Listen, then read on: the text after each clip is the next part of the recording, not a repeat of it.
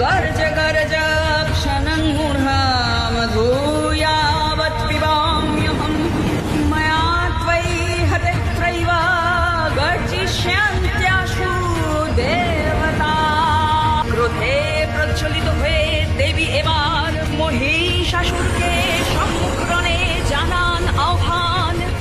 মহিষাসুর সবেগে আসে ছুটে উগ্রা দেবীর পানে। দেবী পদাঘাতে মহিষকে নিপাতিত করেন যুদ্ধক্ষেত্রে, বাম্বরের বৃদ্ধাঙ্গুষ্ঠ ধরেন চেপে। ত্রিশূলে বিদীর্ণ করেন মহিষাসুরের বক্ষদেশ, প্রাণের সাথে অন্ত হয় তার